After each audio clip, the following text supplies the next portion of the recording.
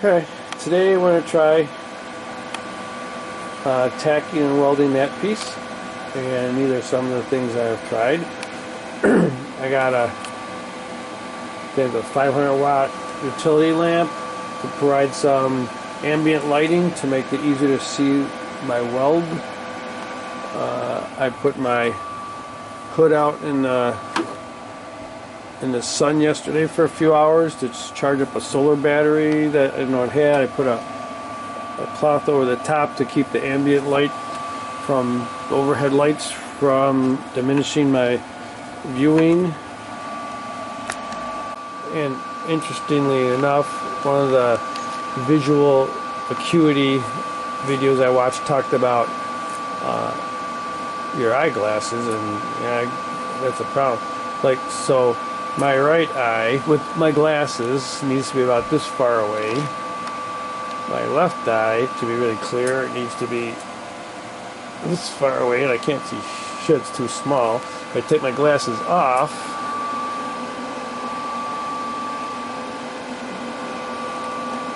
yeah, I think like both eyes are about this close away. So, you know, maybe I need to look into getting some more appropriate lenses and some safety goggles for the workshop area. It's been on my mind, so that might be another way to help this issue. Alright, so 1/8 inch steel angle, 16th to 16th. I wrote down the settings I used, but I did not write down what I used for the 1/8 inch to the 090 material, so let's recalculate that. Alright, I guess that is an 1/8 inch, but I didn't like write down any settings, so let me ponder. Alright, so 1/8 inch 125 times 2, because I'm using 030 wire, is 250 inches per minute. 250 gets me somewhere around 8 volts to try. So we're going to do 18 volts and 250 just for starters. So 18 volts, 248. Let's try and see what happens. I'm going to try to keep myself on the 1/8 inch angle and just push the puddle into the tubing, 16 inch tubing. Alright.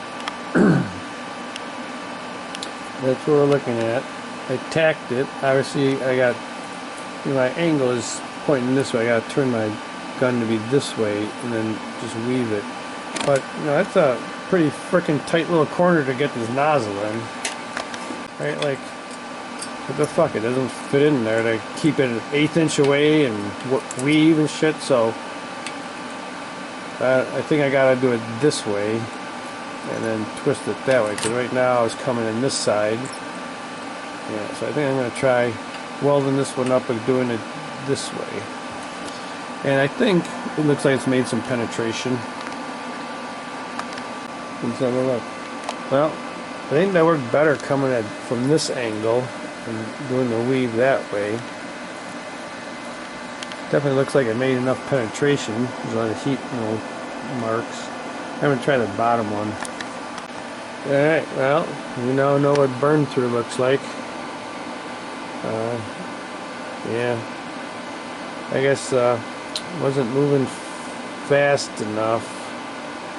I guess I was pointing too much into the tube and not down just because of the angle. I guess I gotta learn to use less, reduce the wire feed when I'm in those tight corners, because I just can't get the angle right. Alright, I turned it down to, is it like 212? Because I was burning through. Let's have a look at something. That's where I burned through. That was my first one. That one doesn't look too bad. Let's have a look at these.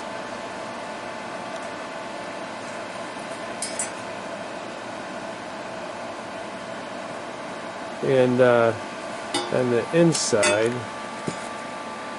you can see that was a burn through. It looks like on the back side it might have been a little bit of a, let's see if we can get up to the light here better.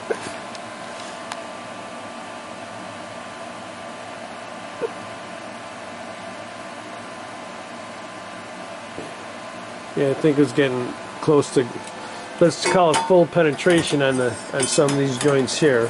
So I think might even have to either turn it down or just go faster. All right, let's check alignments here. So here's one.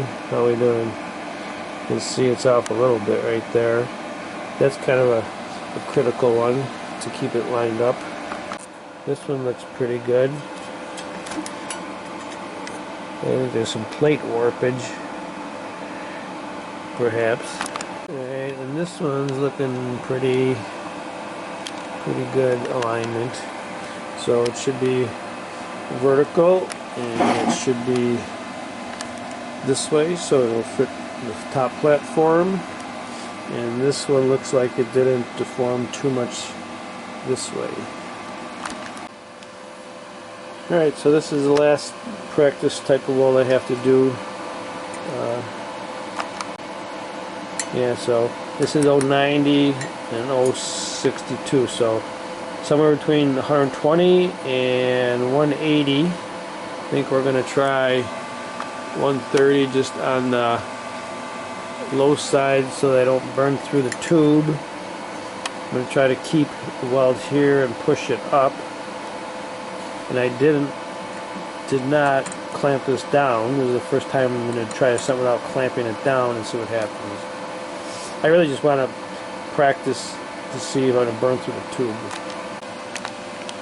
Alright, I originally started out with 120, but it kept cutting out when I was trying to do the puddle. Maybe I didn't have it big enough, so then I turned it up to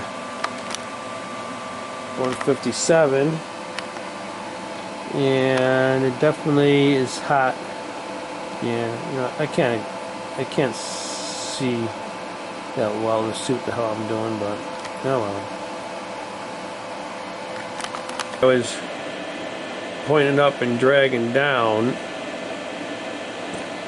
but it looks like the only spot that it made that significant melt, but it didn't look like it melted into this part. So maybe it's not hot enough to melt this.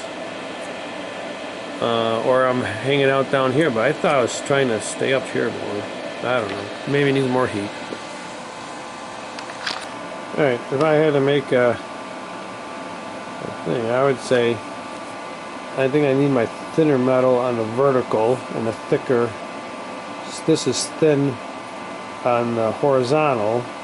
It doesn't look like it penetrated the